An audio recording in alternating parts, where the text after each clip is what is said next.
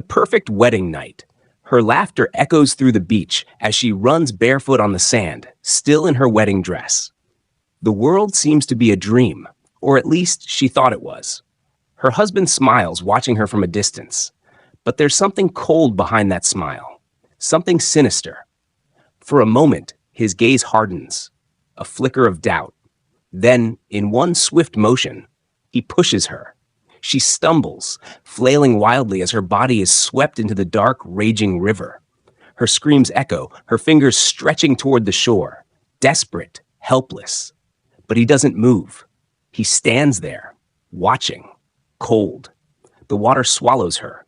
His face shows no emotion as he turns, walking away from the scene. How it all begins. It was Ava's birthday, but she wasn't in the mood for a celebration. Her friend Jessie had insisted on throwing her a party, something big, something flashy to lift her spirits. But Ava wasn't feeling it. She wasn't in the mood to smile, to dance, or to pretend everything was fine when it wasn't. The party was in full swing when she found herself in the corner of the crowded room, nursing a drink, staring at the colorful balloons that seemed to mock her loneliness. The laughter around her felt distant, like she wasn't really a part of it. Her thoughts were scattered, and all she wanted was a quiet moment to herself. She hadn't been herself since her parents died in a ghastly car accident, and no amount of glittering lights or loud music could change how she felt. That's when he walked in. Tall, confident, with the kind of presence that made everything in the room seem to pause for a moment. His suit was impeccable, his dark hair neatly styled, and his eyes? Piercing, as if he could see right through to her. Ava glanced up just as he made his way through the crowd, his steps deliberate, his smile effortless. She could almost feel the weight of his gaze on her, and before she knew it, he was standing in front of her, offering a grin that could melt anyone's defenses. "Mind if I join you?" he asked, his voice smooth, like the kind of man who didn't ask for permission. He just took what he wanted. Ava blinked, momentarily caught off guard by his boldness. Sure, she said, too polite to refuse, though she wasn't sure what to make of him. He pulled up a chair next to her, and just like that, it felt like the world had shrunk to just the two of them. The noise around them faded into the background, and Ava's heart rate picked up slightly, though she tried not to let it show. There was something magnetic about him, something that drew her in, even as she tried to resist it.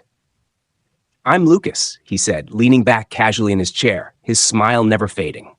"And you are? The birthday girl, I assume?" Ava gave a small, reluctant laugh. "Yeah, Ava. But I'm not really in the mood for a party. Just, celebrating another year." "I get it," Lucas said, his voice low and understanding. "Life has a funny way of throwing curveballs at us, doesn't it?" Ava nodded, surprised at how quickly he seemed to understand. She hadn't expected a conversation like this tonight, especially not with someone who looked like he had it all together. He was the type of man who could have anyone he wanted, but here he was, sitting with her, acting like she was the only one in the room. "So," he continued, leaning in slightly, his eyes twinkling with amusement, "what's the deal? What's the birthday girl thinking about?" Ava hesitated. Normally, she'd brush off a question like that, especially from a stranger. But there was something about him, his ease, his way of making her feel like they were in their own little bubble, that made her want to talk. "I guess I'm just thinking about how much I've changed in the past year," she said softly. "How much life has changed. Not exactly in the way I thought it would." Lucas's smile faded for a moment, and for the first time, Ava saw a hint of something deeper in his eyes. "Life never goes the way we plan, does it?" he said, his tone almost philosophical. She nodded again, surprised by how he seemed to get it. How was it that a complete stranger could understand her better than some of her closest friends? The conversation flowed easily after that. They talked about everything and nothing at all. He made her laugh, not with jokes, but with his witty observations and sharp insights into the world. It was like he could see right through her, but in a way that didn't make her feel exposed, just understood. As the night went on, Lucas never left her side. He was there when she needed a drink, there when she wanted to step outside for a breath of fresh air, and even when she was lost in thought, his presence was like a steady anchor. At some point, Ava realized she didn't even mind anymore. In fact, she felt a spark, something new, something exciting that she hadn't felt in a long time. Lucas wasn't just charming, he was real. He was different. When the night started to wind down, Lucas stood up and stretched, a playful smile on his face. "So," he said, his voice warm, "how about we continue this conversation over coffee sometime? I'd love to hear more about your thoughts on life, maybe even help take your mind off whatever it is that's keeping you up at night." Ava looked at him, surprised by the invitation. She wasn't used to men being this direct, but somehow it didn't feel forced.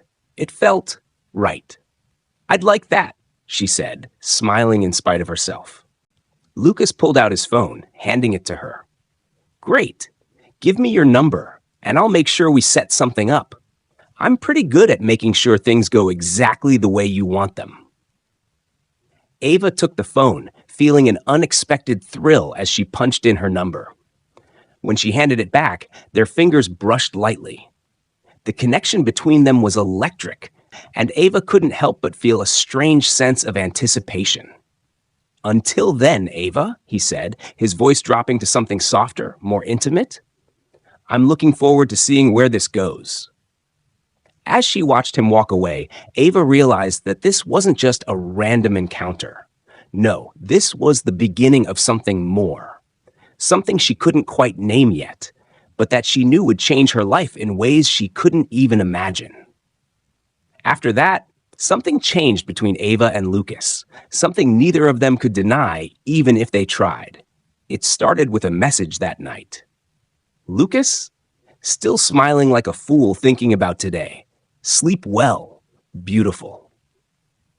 Ava's heart did a little flip as she hugged her pillow tight, smiling into the dark. And it didn't stop there. The next morning, before she even had time to stretch properly, her phone buzzed again. "Good morning, sunshine. Hope today brings you a smile as bright as yours."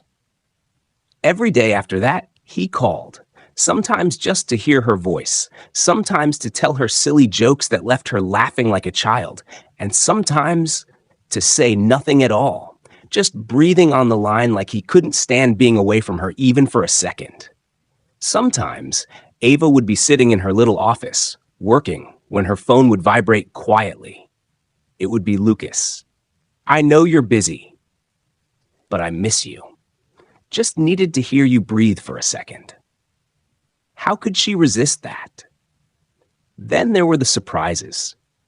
One Thursday afternoon, just when Ava thought it was going to be another boring day, her receptionist walked into her office with a shy smile and a little red rose in her hand. "This was dropped off for you," she said. Tied around the rose was a note scribbled in Lucas's playful handwriting. "One rose for every time you crossed my mind this morning. I would have sent a garden, but the delivery guy would collapse under its weight." Ava blushed so hard she had to pretend she dropped her pen just to hide her face. The weekend came, and Lucas didn't disappoint. He showed up at her door unannounced, with 2 takeaway coffees in one hand and a mischievous smile on his face. "Hope you like surprises," he said, handing her 1 cup, "because I have about 100 of them lined up for you." And before she could respond, he reached behind his back and pulled out a second rose. "But today's special," he said, twirling the flower between his fingers before tucking it gently behind her ear. "Today's rose isn't for thinking about you. It's for dreaming about you." Ava's knees almost gave way. They sat on the couch, sipping coffee and talking about nothing and everything.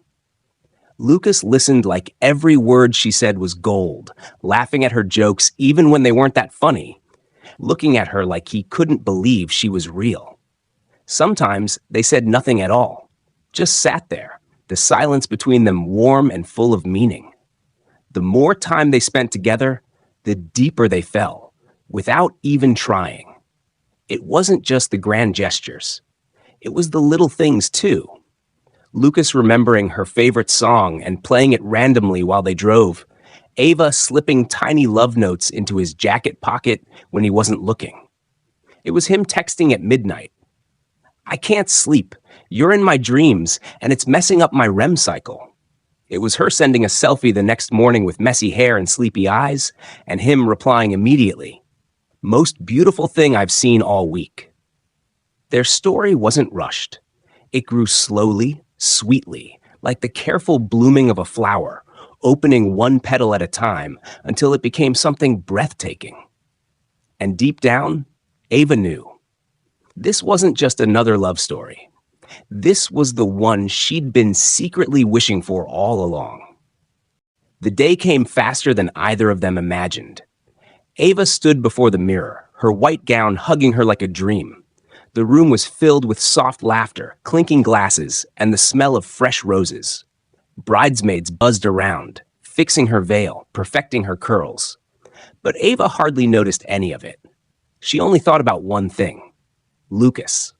Meanwhile, Lucas stood in his tuxedo, his heart beating faster than a runaway train. Every guest he greeted seemed to say the same thing: "You two are the perfect match. Your love story should be a movie. Ava and Lucas meant to be." The church was breathtaking. When Ava stepped in, the entire crowd gasped. It was like watching an angel float into the room. Lucas's mouth dropped open. For the first time in his life, he was speechless. He whispered under his breath, "God help me, I'm never letting her go." Their vows were not just beautiful, they were real. Words drenched in tears, promises carved straight from their hearts. Everyone clapped, cried, and cheered when they kissed. A perfect day, a perfect beginning, or so they thought. After the grand wedding, the celebrations continued at a private beach, just for the two of them. Ava and Lucas danced barefoot by the water, laughing, stealing kisses like teenagers. At some point, Ava, still in her wedding gown, ran playfully toward the sea, the wind carrying her laughter. She turned back and shouted with a teasing smile, "Catch me if you can, Mr. Perfect Husband!" Lucas laughed and chased after her, both of them splashing in the shallows like children. But then, everything changed, in a blink. Lucas pushed her a little playfully. Ava stepped on something slippery. She screamed, but the sound was swallowed by a sudden roaring wave. She fell backward, her heavy wedding gown instantly soaking up water like a sponge, pulling her under. "Lucas!" she gasped before disappearing beneath the surface. At first, Lucas thought she was joking. He laughed, waiting for her to pop up and splash him. But seconds dragged on, and on, and on. Panic punched him in the chest. He dove into the dark water, shouting her name over and over. The music from the party faded. Guests turned toward the beach, hearing his frantic cries. "Ava! Ava! Please! Don't do this! You're my everything!"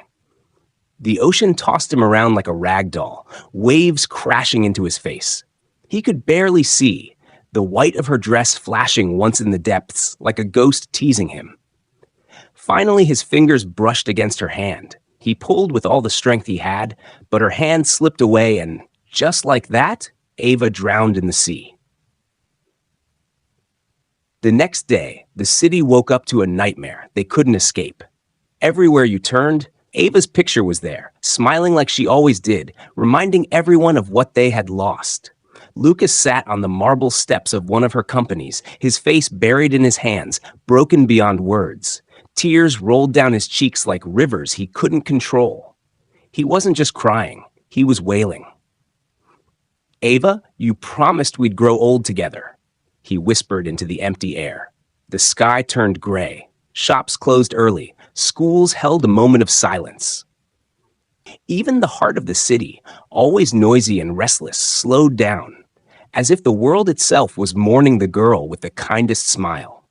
The press gathered outside the company, their cameras flashing like angry fireflies. When Lucas finally stood up to speak, his voice cracked, raw and full of pain. I will carry on her dreams, he said, his hands trembling. I swear on my life, I will not let her legacy die. Her light, her kindness, it will live through me, through all of us. People watching the news cried openly in their homes. Some hugged their loved ones tighter. Some dropped flowers at the company's gate. Some just sat quietly, feeling a strange emptiness. At her father's company headquarters, the offices were like graveyards. The staff, strong men and women who had faced losses before, couldn't hold back their tears. Ava wasn't just the boss's daughter. She was the one who walked into the offices with boxes of cupcakes on staff birthdays. She was the one who remembered everyone's name, everyone's struggles. She was the beating heart of the company. One elderly worker leaned against his desk and muttered, voice trembling, "The sun's gone dim today, and I don't think it'll ever shine the same again. A city that had it all, now missing its brightest star." Everyone mourned. Everyone missed her. Because Ava wasn't just a person. She was a feeling. She was hope. She was love. She was home. 3 days after the city buried its light, something no one saw coming happened. Lucas, the once soft-spoken, love-struck man, stormed into the headquarters of Ava's family empire like a hurricane with no brakes. The grand reception hall, always busy with secretaries typing and phones ringing, went silent the moment he stepped in. His black suit was sharp, his steps heavy, and his eyes cold, empty, like a man who had nothing left to lose. He slammed his hand hard on the front desk, making the secretary jump in fright. "Call for an emergency board meeting," he ordered in a voice that left no room for questions. The poor secretary stammered, but picked up the phone immediately. Within an hour, the boardroom was filled. Men and women in expensive suits sat nervously around the long glass table, exchanging worried glances. This wasn't the Lucas they used to know, the sweet man who always stood quietly by Ava's side, smiling and supportive. No. This Lucas looked like a man ready to burn the world down. He didn't sit. He didn't smile. He walked to the head of the table and stood tall, hands in his pockets, eyes burning holes through everyone. "I'm taking over," Lucas said, voice sharp like a knife. Gasps echoed across the room. One bold man in a gray suit tried to speak. "But, sir, the paperwork? The shares?" Lucas cut him off with a laugh that had no joy in it. "Paperwork?" he sneered. "The only paper you should worry about is your resignation letter if you plan to stand in my way." Another woman cleared her throat. "But sir, Ava never." Lucas slammed his hand on the table, shaking the glasses of water, making a few people flinch. "Ava is gone," he said, voice low and dangerous, "and everything she built now belongs to me. I decide who stays. I decide who goes. I decide the fate of this company, starting now." The board members sat frozen, feeling like prisoners at their own meeting. It was a nightmare, but no one dared to wake up. No one dared to fight him. Because deep down, they all knew something chilling. Lucas wasn't just grieving. He was evolving into something darker. And whatever plan he had for the empire Ava left behind, it was just beginning. It didn't take long. In just a few months after Ava's death, Lucas became a name that tasted bitter on people's lips. He was no longer the humble man who cried on TV, no longer the grieving husband who swore to protect her dreams. No, he became a monster in designer suits. Every weekend, his name echoed through the city, in clubs, in five-star hotels, in places where the night never ended. Girls in glittery dresses clung to him like bees to honey. Expensive drinks flowed like rivers. Bundles of money rained from his hands like he was printing them in his backyard. The same hands that once held Ava gently now tossed dollar bills in the air, laughing as if pain was a foreign language. Big boys called him Boss Lucas. Girls called him Daddy Money. He called himself King of the City. He started bringing different women home every night. Tall ones, short ones, famous ones, even strangers nobody knew. Each one wore heavy makeup, fake smiles, and short dresses. Each one sat on the very couch where Ava once laid her head. Sometimes Lucas would sit at the edge of his bed, drinking alone after the crowd had gone, his tie loosened, his heart strangely empty. And whenever Ava crossed his mind, he would shake it off with another bitter laugh. Love was for fools. Now it was all about power, money, and pleasure. Neighbors whispered. Ava's old friends wept. Even the staff in the mansion shook their heads in secret. How can a man change so fast? Maybe he never really loved her after all. Ava must be crying in her grave, they said behind closed doors. But Lucas didn't care. Or at least, he pretended not to. The chilling part? Every time he laughed too loud, every time he sprayed money, every time a girl kissed him under the flashing lights. One fateful night, the mansion was quiet, too quiet. Lucas was deep in sleep, his chest rising and falling softly on the massive bed. The wine bottle beside his bed still had a little left, and the TV had gone silent hours ago. But something touched him. A cold hand. Right on his leg. His eyes flew open instantly. The room was dimly lit, but clear enough for him to see her. Ava. Yes, she was walking out of his room, wearing the same white wedding gown she wore on their wedding. Her long hair flowed like dark rivers, and her feet made no sound. Just walking, slowly, like she had never left. Lucas gasped. He choked on air. His body froze. His tongue went dry. He tried to scream, but it came out like a weak animal's cry. Ava? The door burst open. One of the maids ran in, panicking. Sir, are you okay? What happened? Lucas pointed, stammering. Did you see her? Did you see her? She was right there. She walked out. The maid looked around. Nothing. Only air. Only silence. See who, sir? There's no one there. You're alone. Lucas jumped off the bed, sweating. He rushed to the corridor, opened the door. Empty. Only a chilling breeze passed his face, and the hallway lights blinked. He returned to his room, confused, shaken, lips trembling. I know what I saw. It was Ava. Her hands were cold. Her face looked sad. The maid swallowed hard. From that night, the mansion lost its sleep. Later. It was a loud and rowdy afternoon. Lucas was in his mansion's grand living room, shirt halfway open, music blasting, the chandelier above swinging slightly from the base. Laughter echoed. Champagne popped. Two heavily made-up girls danced around Lucas like he was some Greek god. And he was enjoying the worship. Call me King Lucas, baby, he shouted, spraying cash like confetti. The girls giggled, one blowing him a kiss, the other dragging him to dance. And then, everything changed. Lucas twirled around playfully, ready to pull another stunt, but suddenly his smile froze. His eyes stopped blinking. His hands dropped. He saw her. There, just behind the dining room, by the kitchen doorway. Ava, not crying, not angry, smiling, faintly. She stood with her white lace gown flowing gently, her hair perfectly brushed like she'd just come from a salon. One hand across her stomach, the other by her side, just standing, just watching. Lucas staggered. His legs went weak. The glass of wine in his hand slipped and shattered on the floor. Lucas? One of the girls asked. You okay? You saw something? He didn't answer. He just stared. Lucas? The other pressed, moving closer. You look like you've seen a ghost. Shut up! Lucas screamed, turning to them with wild eyes. The girls jumped back. Why do you both care? Why do you want to know what's going on with me? He barked, his chest rising and falling fast. The girls looked at each other, confused and clearly embarrassed. Sorry, we're just trying to help, one said cautiously. I said leave me alone! Get out! Out! Lucas yelled again, grabbing a throw pillow and hurling it across the room.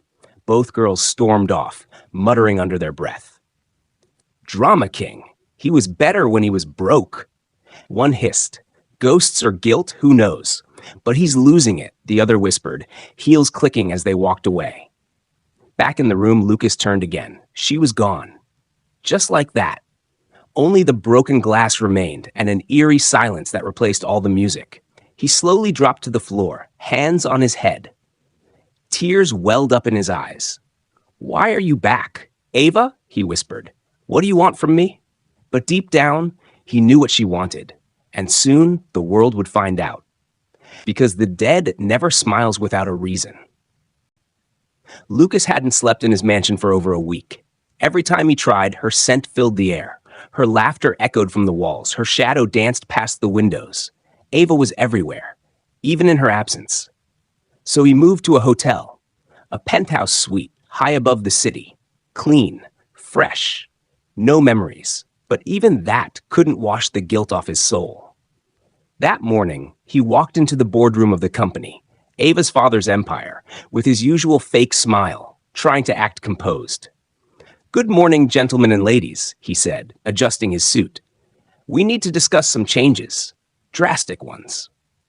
The board of directors, old men with glasses and women in power suits, looked at him attentively. "I've decided to dissolve all community-based projects. They're a waste of revenue." Ava was sentimental, too emotional to lead properly, he added coldly, flipping through papers. Some murmured, others whispered. "Secondly," he continued, "I'll be selling off the Green Hill estate and merging the aviation wing. We need profits, not charity." One man cleared his throat. "Lucas? Those were Ava's father's core values." "Were," Lucas snapped. "Now they're mine." "Then?" The boardroom door slowly opened. Every head turned. High heels echoed on the marble floor. And Ava walked in. Alive, calm, unbothered. Her eyes fixed on Lucas. Lucas's breath caught in his throat. His knees buckled. His file slipped from his hand and scattered on the floor. "No, no, not today!" Lucas shouted, stumbling back. "This can't be happening!" The directors gasped. Some screamed. One woman fainted. Another grabbed her pearls like it was a horror film. Is that a ghost?" Lucas backed away from the conference table like a hunted rat. He held up trembling hands. "Ava, please, don't do this. Not here." He dropped to his knees. Then the truth exploded from his lips like a poisoned fountain. "Yes! I was the one who pushed you into the sea. I never loved you." Tears streaked his face. "I only came for your inheritance, your father's company, the estates, everything. I tricked you. I played the perfect lover just to get your signature. I wanted power. And now we belong to different worlds, Ava. Please, forgive me." The room was dead silent. No one moved. Ava had stopped walking. Lucas had left his seat in fear. She gently walked over and sat in his chair, crossed her legs, pulled a small device from inside her gown, lifted it into the air.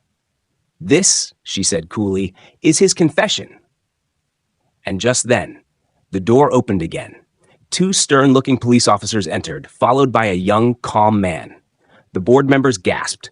Lucas's mouth fell open. The young man nodded at Ava. She smiled faintly and handed the recorder to the officer. "You can take him now." The police turned to Lucas. "Lucas Graham, you are under arrest for attempted murder, fraud, and conspiracy to inherit by deceit." As they cuffed him, Lucas sobbed like a child. "No, please, Ava." She stood and looked down at him. "You wanted my world," she whispered, eyes cold. "Now face its consequences." The boardroom was silent, silent like a grave. All eyes were on her. The woman they thought was dead, standing in front of them, calm, bold.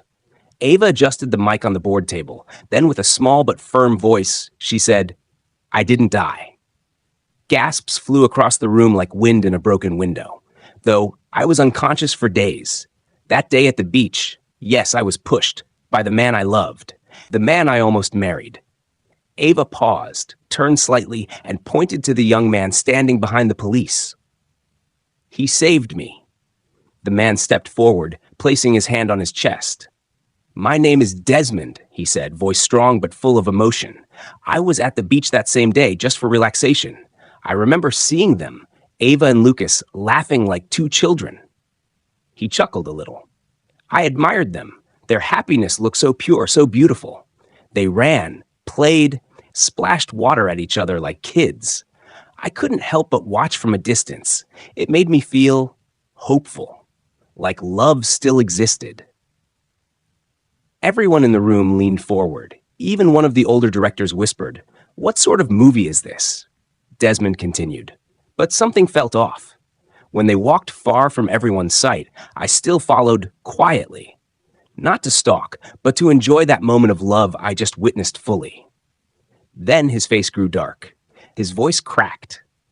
And then I saw it. He paused. I saw him, Lucas. I saw when he pushed her. No hesitation, no regret, just a clean, cold push. Someone in the room gasped and covered her mouth. Desmond looked directly at Lucas.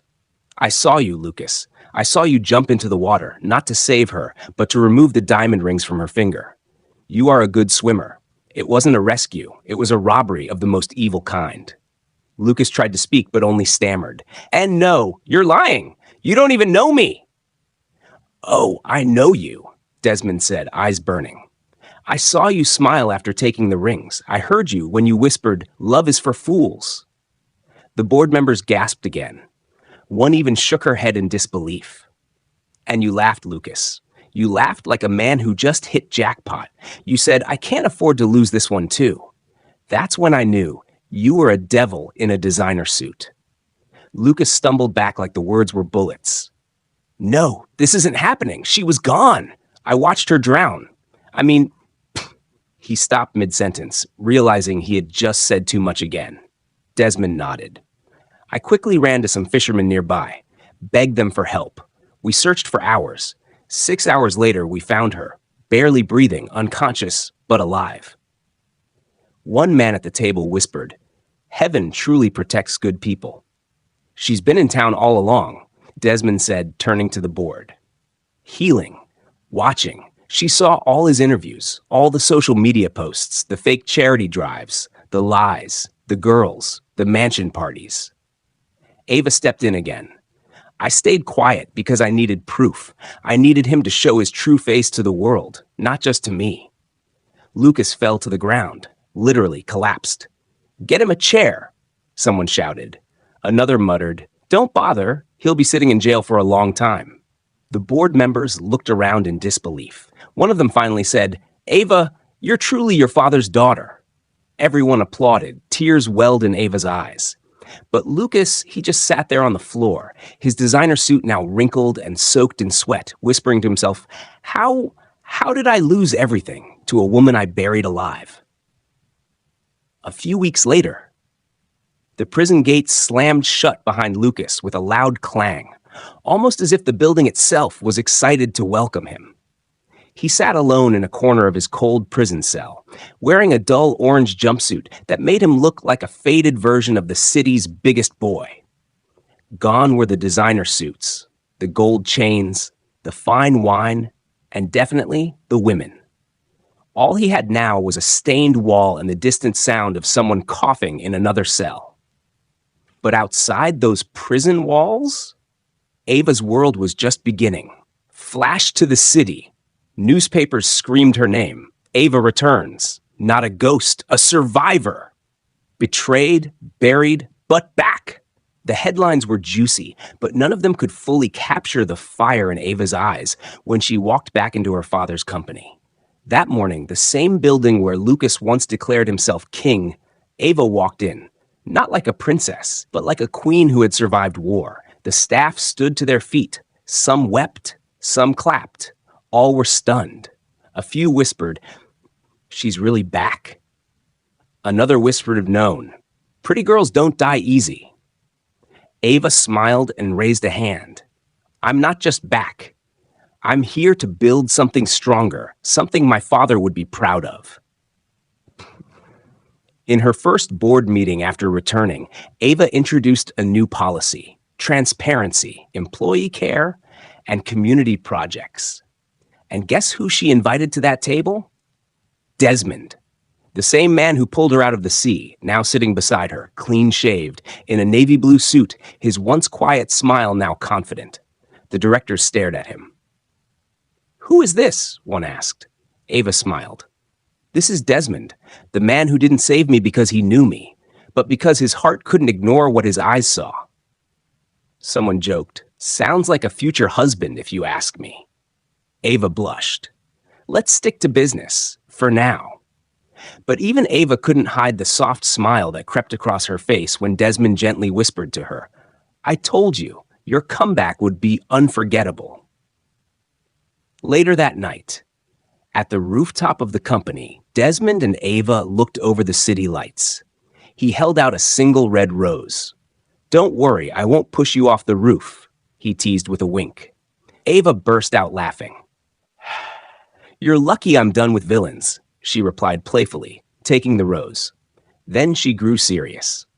"Desmond, thank you. You didn't just save my life, you gave me back my heart." He looked at her, his voice softer now. "I didn't save you for a thank you, Ava. I saved you because I saw something in you, something worth fighting for." And with the city lights dancing around them, he pulled her gently into his arms. No cameras, no drama. Just two hearts finding peace in each other. In prison, meanwhile, Lucas sat in his cell, watching their rooftop picture in the newspaper. The headline read, "Ava's new chapter begins, with the man who watched her fall and chose to catch her." Lucas let out a bitter laugh. From biggest boy to biggest fool. He tore the paper in two, but the regret? That one never tore. Hello, besties. Wow, what a journey. From betrayal and heartbreak to survival and true love, Ava's story wasn't just a story. It was a lesson wrapped in emotions, tears, fear, twists, and finally, healing. Lucas thought love was for fools. But in the end, it was his greed that made him the biggest fool of all. Desmond? He reminded us that heroes don't always wear capes. Sometimes they wear humility and carry roses instead of swords. Moral lessons. Number 1, never underestimate the quiet ones. They might just be watching with a heart full of gold. Number 2, sometimes the people who push you down are the ones most afraid of your rise. Number 3, real love isn't loud. It shows up, stays, and saves you even when the world thinks you're gone. Number 4, watch out for charming smiles hiding dangerous secrets. But never stop believing in love. Just be wiser. Besties, I want to appreciate every single one of you who followed this story to the end. Your likes, shares, and comments make everything worth it. You are not just viewers, you're family. Please don't forget to like, comment, and subscribe for more heart-shaking, twist-filled, emotional stories like this one. Drop your thoughts below. What part shocked you the most? What would you have done if you were Ava? Until next time, besties, remember, don't just fall in love, fall wisely. Don't fight to be loved, be valued. I love you all, endlessly. Stay strong, stay soft, and stay subscribed. See you in the next story. Bye, besties.